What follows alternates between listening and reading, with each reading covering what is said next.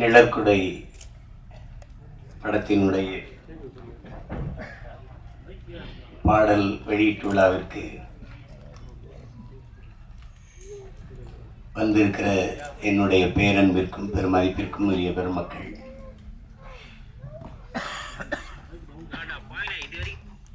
இந்த நிகழ்வை உலகெங்கும் வாழுகிற உறவுகளுக்கு கொண்டு போய் சேர்க்க இருக்கிற அச்சு ஊடக, காட்சி ஊடக என் அன்பு உறவுகள், இவ்வளவு நேராயும் இன்னும் அரங்கை நிறைத்து அமர்ந்திருக்கிற என் அன்புக்கினிய சொந்தங்கள் அனைவருக்கும் என்னுடைய அன்பும் வணக்கமும். எல்லாரும் குறிப்பிடும்போது நான் ரொம்ப நேரம் காத்திருக்கிறேன்னு இல்லை. இந்த நிகழ்வு எங்கள் குடும்ப நிகழ்வு. நீங்கள்லாம் இந்த நிகழ்வில் இவ்வளோ நேரம் பங்கேற்று காத்திருக்கிறதுக்கு நான் தான் உங்கள் எல்லாருக்கும் அன்பை நன்றி சொல்ல கடமை. வரும்போது என்னை வரவேற்க கூட தேவயானி அவர்கள் சொன்னாங்க, நீங்கள் வந்ததுக்கு ரொம்ப நன்றின்னு. இல்லை, எங்கள் படத்தில் நீங்கள் நடித்ததுக்கு ரொம்ப நன்றின்னு நான் சொன்னேன். ஏன்னா இது எங்களோட குடும்ப படம்னு நினச்சி, எங்கள் குடும்ப படம்னு. கடைசியாக தான் கதாநாயகனாக நடித்த தம்பி விஜித்துக்கும் குடும்ப படம்னு தெரியுது. ஏன்னா அவருடைய பொண்ணு பாப்பாவும் நடிச்சிருக்காங்க. இது அது என்னுடைய அண்ணன் அதிகமாக. இப்போ நாங்கள் எல்லாம் ஒரு குடும்பம். இப்போ நாங்கள் ஒன்றா இருந்து பயிற்சி எடுத்து வந்தவங்க. நான், என்னுடைய மைத்துனர் ராஜா, அதை சிவா ஆறுமுகம் எல்லாம். இப்போ கூப்பிடும்போது நம்ம இது எனக்கு உண்மையிலே தெரியாது தேவயானி அவர்கள் இதில் நடிச்சிருக்காங்கன்ட்டு. வந்துக்கிட்டு இருக்கும்போது ஒரே சூரட்டியாக இருந்தது. ஏதோ நிழற்குடைன்னு இப்போ இது புதுசாக படம் வருது போல இருக்குது. தேவயானி நடிச்சிருக்காங்க. இங்கே வந்து பார்த்தா தான் இது நம்ம படம், அதில் அவங்க நடிச்சிருக்காங்கன்னு எனக்கு தெரிஞ்சது. அப்போ ரொம்ப மகிழ்ச்சியாக இருந்தது. தேவயானி அவர்களுக்கு ஒரு இங்கே பேசி எல்லாரும் சொன்னாங்க, இவங்க நடித்தா நல்ல கதை இருக்கும், நல்ல படமாக இருக்கும்ன்ட்டு ஒரு மதிப்பு இருக்குது சிலருக்கு. முன்னாடிலாம் அம்மா கேரோஜா அவர்கள், அதுக்கப்புறம் எங்கள் அக்கா ரேவதி போன்றவர்கள், இப்போதைக்கு தேவயானி இவங்க நடித்தா நல்ல படத்தில் தான் நடிப்பாங்க அப்படின்னு ஒரு மக்கள்கிட்ட ஒரு கருத்து பதிவு இருக்கு. அது காரணம் அவங்க தேர்வு செய்து நடித்த கதாபாத்திரங்கள். முதல்ல அவங்க அறிமுகமானது எங்கள் அண்ணன் மூலமாக. அவங்க தொட்டாச்சி நீங்கி, பிறகு அண்ணனே எடுத்த சொர்ணமுகி, அதில் ரொம்ப நல்ல கனமான கதாபாத்திரம். அப்புறம் உங்களுக்கு தெரியும் காதல் கோட்டை, அது இந்திய விருதை பெற்ற சிறந்த படங்கள் அது ஒன்று. அதுக்கப்புறம் சூரிய வம்சம். அவங்களுக்கு சொல்லிக்கொள்ளுற மாதிரி ஒரு ஒவ்வொரு காலகட்டத்திலையும் ஒரு படம் பதிவாயிருக்கு. அவங்க எந்த காலத்திலையும் தன்னுடைய பேரை கெடுத்துக்கல. ஏதோ காசுக்காக ஏதோ வந்த கதையெல்லாம் ஒத்துக்கிட்டு நடித்தோம் அப்படின்னு இல்லாமல் அந்த நற்பெயர் தான் அவங்கள 30 வருஷம் கழித்து மறுபடியும் ஒரு கதாநாயகா நடிக்கிற அளவுக்கு உயர்த்தியிருக்குன்னா அது காரணம் அதுதான். அது எல்லாருக்கும் வாய்க்க பெறாது, அவங்களுக்கு வாய்க்க பெற்றிருக்கிறது. அது ஒரு பெரிய பெருமைக்குரிய நிகழ்வு. இங்கே பல மேதைகள் எல்லாருமே என்னுடைய அன்பு உறவுகள். என்னுடைய அண்ணன் மனோஜ்குமார், என்னுடைய சியான், நாங்கள் சியான் தான் பேசிப்போம், ராஜ்கபூர் அவர்கள். அதுக்கப்புறம் என்னுடைய அன்பு தம்பி சுரேஷ் காமாட்சி, என்னுடைய அண்ணன் செல்வமணி அவர்கள். நாங்கள் ஒரே பல்கலைக்கழகத்தின் மாணவர்கள். எங்கள் அப்பா மணிவண்ணன்ட்ட, ஆமாம், எனக்கு மூத்தவர் எங்கள் அண்ணன். நான் இந்த அரசியலுக்கு வர்றதுக்கு முன்னாடி எங்கள் அப்பாட்ட உதவி இயக்குனராக இருந்து பணி செஞ்சேன். அப்போ இந்த அரசியலுக்கு தள்ளப்பட்டு தான் சொல்லணும். செய்யும்போது எனக்கு எல்லாரும் இல்லை. அப்போ எங்கள் அப்பா என்னை தன் பையன் நினைக்காம என்னை கூட நின்று எனக்கு தோல் கொடுத்துட்டாரு மணிவண்ணன் அப்பா. அப்போ எங்கள் அண்ணன்ட்ட பேசி, செல்வா, உனக்கு இளையவன், உனக்கு ஜூனியர்னு நினச்சி இது பண்ணி அதெல்லாம் செல்வா, இப்போதைக்கு நமக்கு அவன் தாண்டா இருக்கான், அவனை பிடிச்சி தாண்டா நம்ம ஏதாவது செஞ்சாங்கன்னு நம்ம இனத்துக்கு வா செல்வான்னு கூட்டிகிட்டு வந்தார். அப்போ நாங்கள்லாம் இது எப்படி சொல்கிறதுன்னா, குடும்ப உறவோட கொள்கை உறவாக இணைந்தவர்கள் நாங்கள் அண்ணன் தம்பிகள் எல்லாம். அப்படி என்னுடைய அண்ணன் சிவா எனக்கு ரொம்ப என் மேலே ரொம்ப அன்பு. எனக்கு இன்னைக்கு வரைக்கும் ஒரு குற்ற உணர்வு. நானும் எங்கள் அண்ணனும் இணைஞ்சு பணி செய்யும்போது அதை ஒரு சிறந்த படமாக, வெற்றி படமாக தர முடியல. என்னால் அதுக்கு இன்னைக்கு வரைக்கும் எனக்கு ஒரு குற்ற உணர்வு இருக்குது. கதை சொல்லும்போது அவருக்கு தம்பிக்கு அடுத்த படம் பகலவன் தான் எடுக்கிறதா இருந்தது. அவருக்கும் அது விருப்பம், அப்போ எனக்கு அது விருப்பம். ஆனால் என்னுடைய தம்பி மாதவன் அதை ஒத்துக்கலை. அது காரணம் ரொம்ப கடினமாக இருந்துச்சு. அவர் தம்பி படத்தில் அவரை ரொம்ப நான் கஷ்டப்படுத்திட்டேன். கையெடுத்து கும்பிட்டா அப்படி மறுபடியுமா அண்ணா வேணாண்ணா அப்படின்னு ஒரு கொஞ்சம் இடைவெளி விடுங்கன்ட்டாரு. இந்த கதையில் நடிக்கணும்னாரு. நான் இன்னும் சரி எடுப்போன்னு எடுத்தேன். தமிழ்லேயே கொஞ்சம் உரையாடல் எழுதிட்டேன். தம்பியில் ஒரு 90 விழுக்காடு தமிழில் இருந்தது.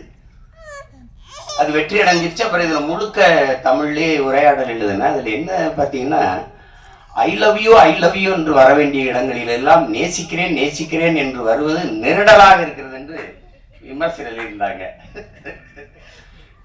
எனக்கு என்ன செய்யணும் தெரியல. என்னுடைய அண்ணன் காசி ஆனந்தன், அவர் உணர்ச்சி பாவலர், ஈழத்து பாவேந்தன், அவர்கிட்ட போய் பேசிக்கிட்டே இருந்தேன். அவர்கிட்ட சொன்ன வருத்தமாக இப்படி எழுதியிருக்காங்க, நான் அன்பை கூட தாய்மொழியில் பரிமாற தெரியாத ஒரு இனம் இருந்தா என்ன செத்தா என்ன போடா அப்படின்ட்டாரு. அப்போ நான் அந்த படம் எடுத்து கொடுத்துட்டு நான் எங்கள் அண்ணனுடைய அழைப்பின் பேரில் ஈழத்துக்கு போயிட்டேன். போய் ஒரு வாரம் கழிச்சது பேசிட்டே இருக்கும்போது படம் ஓடலன்னு தெரிஞ்சிருச்சு. அப்போ யாரோ சொல்லியிருக்காங்க, தம்பியோட படம் ஓடலனால ஒரு வருத்தத்தில் இருப்பான் போல இருந்துச்சு. அப்போ எந்த சார் அது கேட்கல, படம் என்னாச்சு கதை என்ன, யாரோ சொல்லியிருக்காங்க இந்த காதல் கதை போல அப்படின்னு சொல்லியிருப்பாங்க. அவர் ஆரம்பிக்கும் போதே நமக்கு எதுக்குப்பா பூ கவிதைலாம் ஆரம்பித்தார். காதல்ங்கிறது பருவகால உணர்ச்சி, அது எல்லாருக்கும் இயற்கையில் வர்றதானே. தமிழர்களுக்கு இல்லாதது மானம் வீரம் ரெண்டு தான் கொஞ்சம் குறைவாக இருக்குது. அதுக்கு நமக்கு தம்பி படம் மாதிரி தரையிலையும் அடிக்கணும் திரையிலையும் அடிக்கணும், அப்போ தான் நமக்கு விடுதலை வரும்னாரு. அதை செஞ்சுருக்கணும். இப்போ ஆனால் என்னைக்காவது ஒரு நாள் நான் எங்கள் அண்ணனுக்கு, அந்த சிவானனுக்கு சொல்கிறேன் இந்த இடத்துல, என்னைக்காவது ஒரு நாள் உங்களுக்கு என்னால் ஏற்பட்ட இழப்பை நான் ஈடு செய்வேன். அது ஒருவேளை நீங்கள் அன்னை கூட கேட்டீங்க தம்பி அந்த பகலவன்னு, அதை கூட திருப்பி உங்களுக்கு எடுத்துறேன் உங்களுக்கு. அது தவறு தான் நடந்துச்சு. அது ஆனாலும் எங்கள் அண்ணனுக்கு எனக்கு இருக்கிற அந்த அன்பு பிழைப்பு போல. இப்போ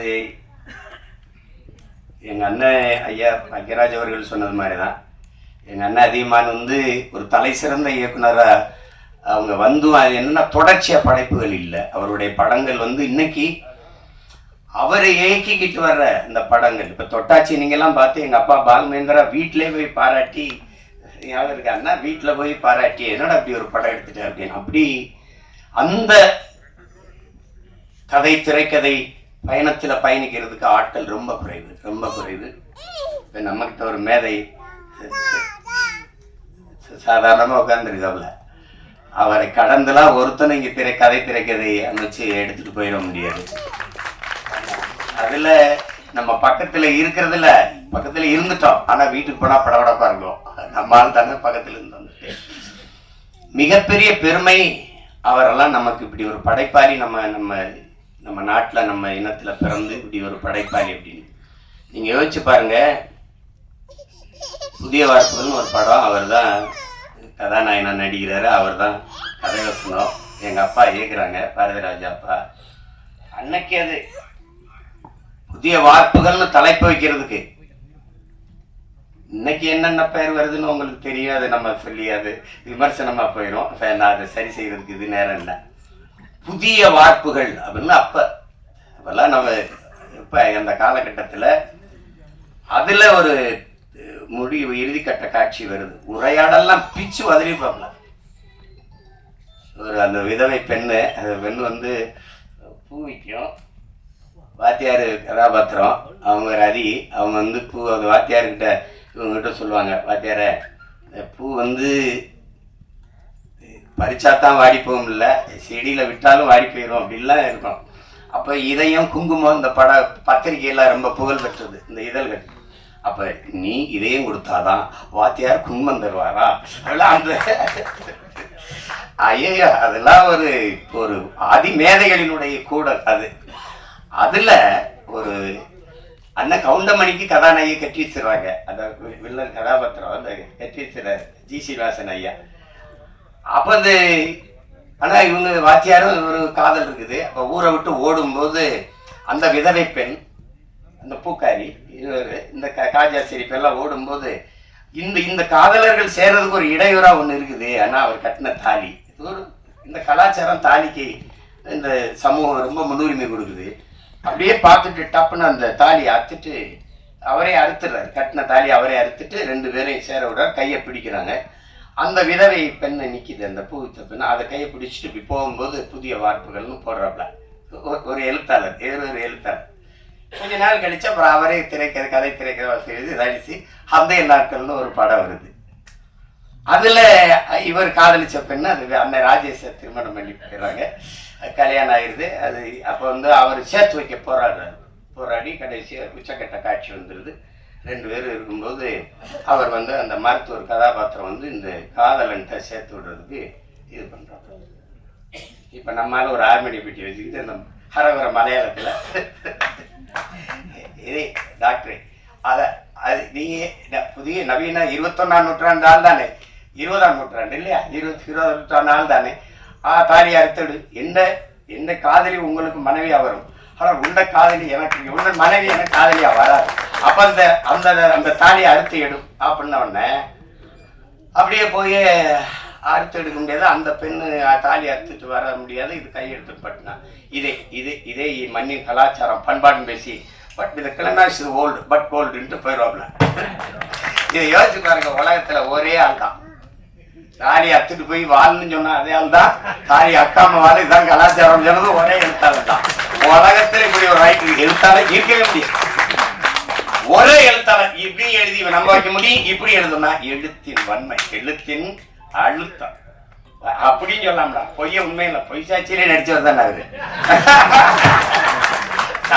சாதாரண உட்கார்ந்துருக்காப்ல.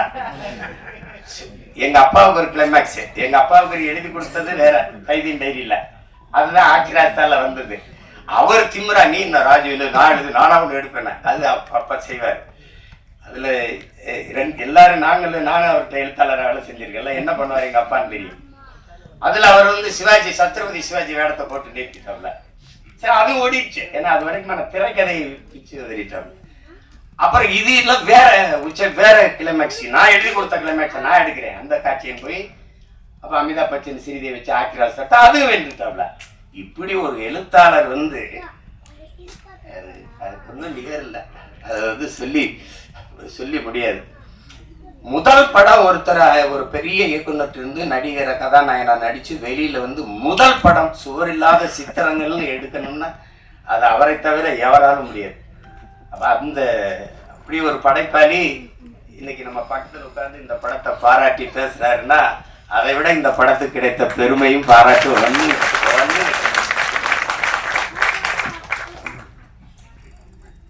ஒரு குடும்ப பாங்கான படத்தை எடுத்து அதை தரமான வெற்றியடை வைக்க முடியும். எளிய கதாபாத்திரங்களை வைத்துனா அது அவரால் தான். ஒரு கதையை வந்து 2 தாள் அவர் சொல்றாருங்க. தேவர் பிலிம்ஸில் வந்து கதை கேட்குறாங்க. அப்போ அவர் போய் கதை சொல்கிறாரு. ஐயா கதை சொல்லும்போது அவங்க குப்பத்தொட்டி சார் அதில் ஒரு குழந்தை சார்னு அவரே சொன்னதுதான். குப்பத்தொட்டி சார் அதில் ஒரு குழந்தை சார்னு அவருக்கு பிடிக்கல. அப்புறம் பெரிய ஆளாயிட்டாரு. அன்னைக்கு நான் வந்து உங்ககிட்ட கதை சொல்லும்போது குப்பத்தொட்டி சார் ஒரு குழந்தை சார்னு சொல்லிட்டேன். ஆனால் இன்னைக்கு வந்து சொன்னா குப்பத்தொட்டி சார் அதில் ஒரு குரங்கு சார்னு சொல்லியிருப்பேன் அப்படின்னு சொல்லி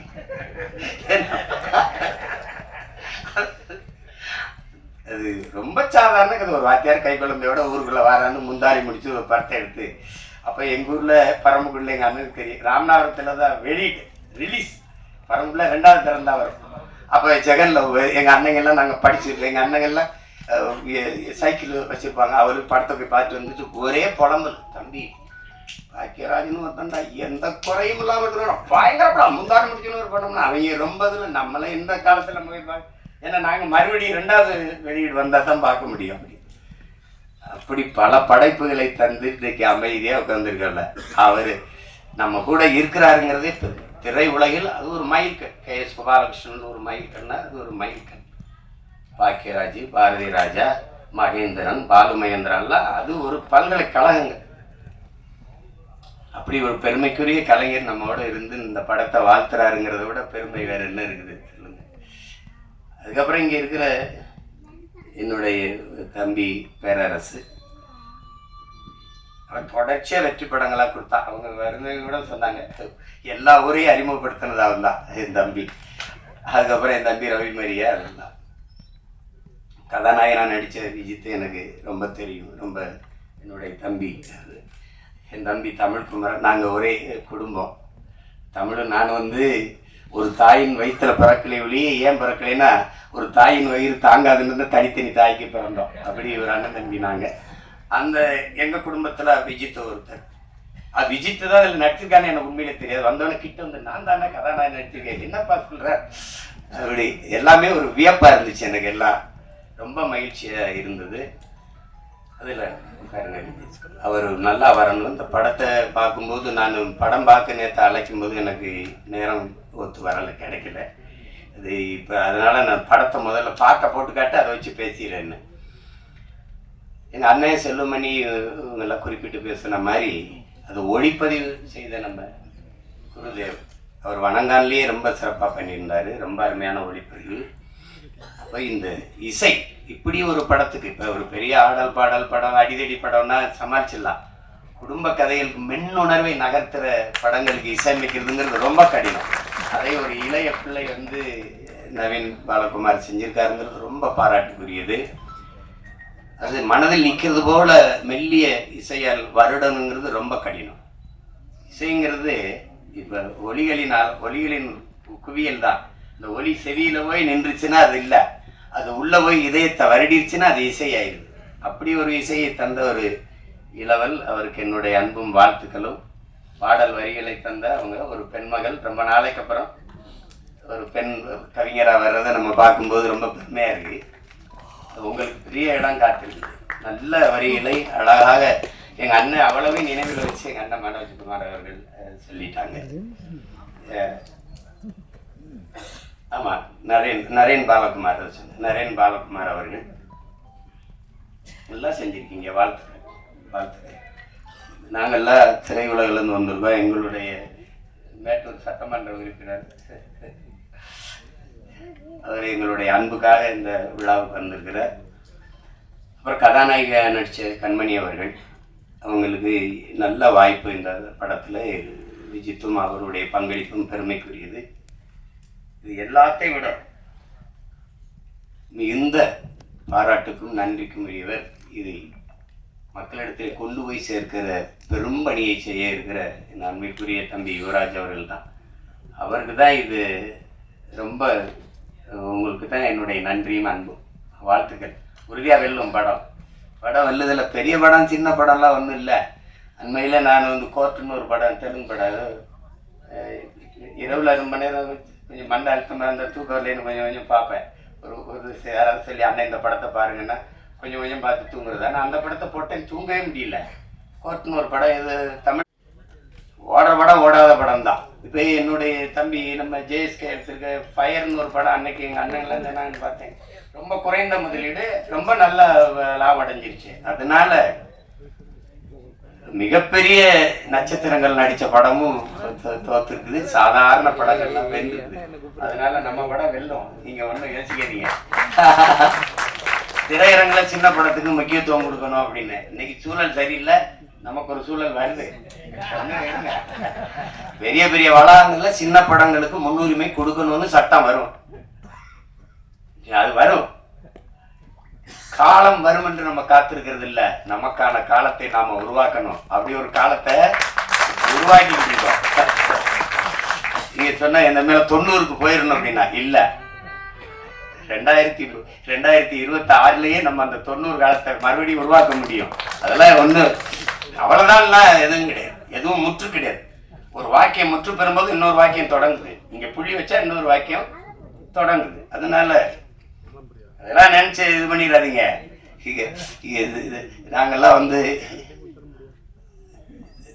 திரைத்துறையை எப்படி சொல்றது, உயிரை விட மேகலா நேசிச்சவங்க. நாங்கெல்லாம் படுக்க இடம் இல்லாம ஏவிஎம் சுடுகாட்டுல படுத்து கிடந்தவங்கன்னா அப்ப எவ்வளவு காதலிச்சிருக்கோம்னு பாருங்க. பல இரவுகள் பட்டினி கிடந்திருக்கோம், பல இரவுகள். அவ்வளவு அன்பு காதல் இந்த திரைத்துறை மேல. அப்ப இது அவளை அழிய விட்டுற முடியாது. ஆனா எங்க அண்ணன் செல்வமணி அவர்கள், நான் ஒரு மேடையில பேசுனதுன்னு சொல்றாங்க, குறிப்பிடுறாங்க, விவசாயியும் திரைப்பட தயாரிப்பாளரும் ஒரே நிலையில் நிற்கிறாங்க. அவங்க விளைய வச்ச அவங்க தயாரித்த பொருளுக்கான விலையை அவங்க தீர்மானிக்க முடியல. தீர்மானிக்கிற காலத்தை நம்ம உருவாக்கணும். அப்போதான் வேளாண்மை செழிக்கும், திரைக்கலையும் செழிக்கும். அது காரணம் ஒற்றுமை இல்லாதனால தான். இன்னைக்கு எழுத்தாளர் சங்கத்தில் நம்ம ஐயாவும், தொழிலாளர் சங்கத்தில் எங்கள் அண்ணன் போன்ற தளபதிகள் இருக்கிறதுனால ஒரு பாதுகாப்பு இருக்கு. பத்தலை, எல்லாத்தையும் சரி செய்ய நினைக்கிறோம். இதை சரி செய்யாமல் விட்டுருவோமா என்ன? அதுக்கு ஒரு காலம் வரும். ஆனால் இதில் என்னுடைய மைத்துனர் சிவா ஆறுமுகம், ராஜான்னு நாங்கள் அழைப்போம். அவருடைய செல்லமாக அழைக்கிற பேர். நாங்கள் ஒரே குடும்பமாக வந்தவர். கடுமையான உழைப்பாளி. என்ன இருந்தாலும் அந்த நேசித்து வந்த திரைத்துறையை விட்டு வெளியேறல. அது ஒரு பெரிய பெரிய அதுக்கு அவருக்கு பெரிய பாராட்டு. சிலர் விட்டுட்டு போயிடுவாங்க, ஆனால் விடலை. அப்போ படம் எடுக்க ஆள் இல்லை, சரி நம்மளே எடுப்போம். அதெல்லாம் அது ஒரு போர் தான். அது அப்படிதான் சொல்லணும். அது ஒரு தவம்னு தான் சொல்லணும். புலம்பிக்கிட்டு நிற்கலை, யாரும் வரல, யாரும் எடுக்கலை, இது அப்படிலாம் இல்லை. அதுக்காக அவர் துணிஞ்சு தயாரிச்சதுக்கு, அதை துணிஞ்சு நாம வெளியிடணும் வந்த யுவராஜுக்கு, 2 பேருக்கு என்னுடைய பாராட்டுகள். நான் என் மைத்துனர் சொல்லுவேன், இயக்குனர் சிவா ஆறுமுகத்தோட தயாரிப்பாளர் சிவா ஆறுமுகத்துக்கு தான் என்னுடைய பாராட்டுகள். அதுதான் ரொம்ப ரொம்ப பெருமைக்குரியது. அப்ப இங்கே எது ஒன்று எளிதாக கிடைச்சிருக்கு, அப்படி ஒன்றும் வந்தவொடனே யாருக்கும் இது இல்லை. ஒண்ணுதான், எவ்வளவுதான் திறமை இருந்தாலும் வாய்ப்பு இல்லை என்றால் அது பயனற்று போகும். இங்கே நிறைய திறமையான கலைஞர்கள் வாய்ப்பின்றி இருக்கிறாங்க. அதில் இன்னைக்கு புதியவர்களை, தம்பி விஜித்தை, கண்மணி போன்றவர்களை, 2 அன்பு செல்வங்களை எல்லாம் பார்க்கும்போது ரொம்ப தேவையானியவர்களே வியந்து பாராட்டுறாங்க. அந்த அந்த குழந்தை அவ்வளவு அருமையாக நடிச்சு என்னுடைய கைக்குட்டை ராணியிலே நான் நடிக்க வச்சேன் அப்படின்னா அதெல்லாம் பெரிய வியப்பா இருக்கு. அப்படிலாம் நினைக்கும்போது இந்த விழாவில் பங்கேற்றதில் எனக்கு பெரிய மகிழ்வு, மன நிறைவும் இருக்கு. தேவையானியவர்களை நாங்கள் திரைப்பட நடிகையாக பார்க்க முடியாது. எங்கள் வீட்டு மருமகள் அந்த துணிவு நினைக்கிறது செய்யணும். அந்த துணிவை எனக்கு பிடிக்கும். அது அவங்களுக்கு பாராட்டி. ஏன்னா நான் அந்த குடும்பத்தில் ஒருத்தன். அண்ணன் விஜயகுமார் அண்ணன் எனக்கு ரொம்ப பிடிக்கும். நான் அவங்களுக்கு தனித்த அன்பு. அதில் படத்தொகுப்பாளர், கலை இயக்குனர் விஜயானந்த், படத்தொகுப்பாளர் எல்லாருக்குமே என்னுடைய அன்பும் பாராட்டுகளும். எல்லாரையும் சொல்லிட்டேன்னு நினைக்கிறேன். ஏறக்குறைய ஏதாவது சொல்லிட்டேன். தர்ஷன் வாங்க மாப்பிள்ள. இவர் என் மைத்தனுடைய மகன் தர்ஷன் சிவா. இவர் அறிமுகம் செஞ்சிருக்காரு. ஆனால் அந்த படத்தில் பார்த்ததுக்கு இதுக்கு நேர வித்தியாசம் இருக்குது. காரணம் அதில் ஒரு பெரிய மீசையை வச்சு வந்தார். அதனால் இவர் அறிமுகம் செய்வதில் நான் ரொம்ப பெருமை அடைகிறேன். எல்லாரும் வாழ்த்துக்கள் உங்களுக்கு. எல்லாரும் இப்படி வந்தவங்க தான். ஒரு தொடங்குதல் எளிது யாருக்கும், அதை தொடர்வது தான் கடினம். தொடர்ந்து அதே தவத்தில் இருந்தால் யாரும் வெல்ல முடியும். அப்படிப்பட்ட கலைஞர்கள் இங்கே நிறைய அப்படி வென்றிருக்காங்க. இன்னைக்கு வரைக்கும் நான் சொல்லுவேன். இன்னைக்கு அப்போ நான் நேரில் ஐயா ரஜினிகாந்த் அவர்களை பார்த்தேன்.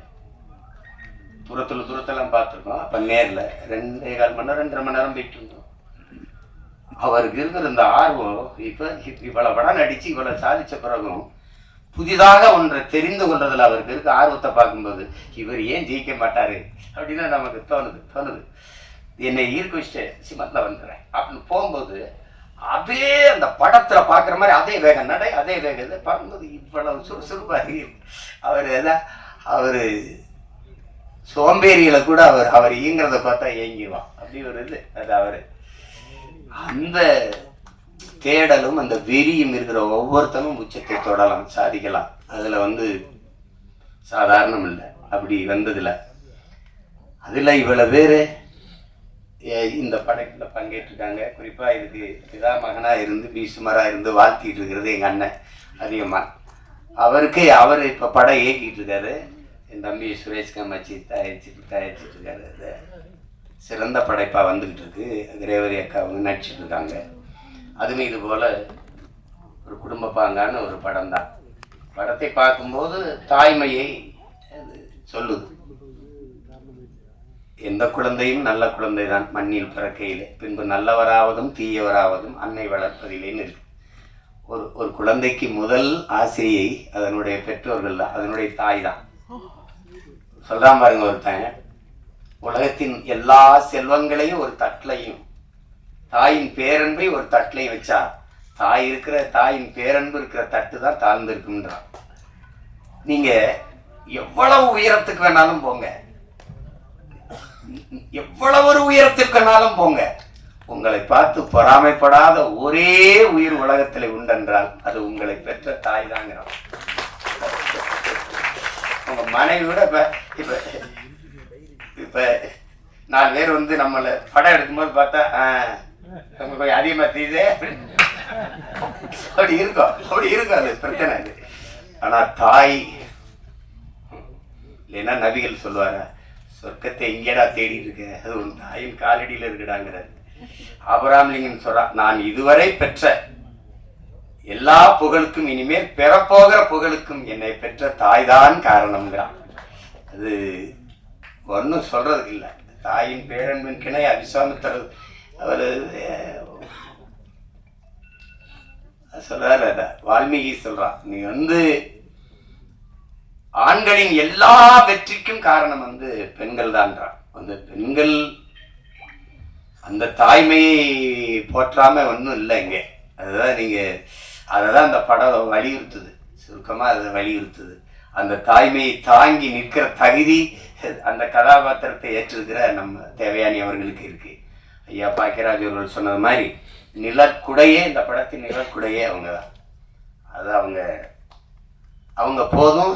தொடக்க காட்சிக்கு திரையரங்குக்கு மக்களை அழைச்சிட்டு வர அவங்க ஒரு படம் போதும். அதுக்கப்புறம் உள்ள வந்தால் பார்த்த எல்லாரும் நிறைவா சொல்றாங்க, எனக்கு பார்க்குற வாய்ப்பை நான் பெறலை, ஆனால் விரைவில் நான் பார்த்துட்டு அதுக்கான வாழ்த்தை நான் எழுதுறேன். படத்தில் பங்கேற்ற அனைத்து கலைஞர்களுக்கும், பின்னிருந்து உழைத்த அனைத்து தொழில்நுட்ப கலைஞர்களுக்கும், இவ்வளவு நேரம் இந்த நிகழ்வை பதிவு செய்து கொண்டிருக்கிற அச்சு, காட்சி, ஊடக என் உறவுகள், இங்கே அரங்கை நிறைத்து அமர்ந்திருக்கிற என் அன்பு சொந்தங்கள், விழாவிலே பங்கேற்று வாழ்த்தி அமர்ந்திருக்கிற பெருமக்கள் எல்லோருக்கும் என்னுடைய அன்பும் நன்றியும் வணக்கம்.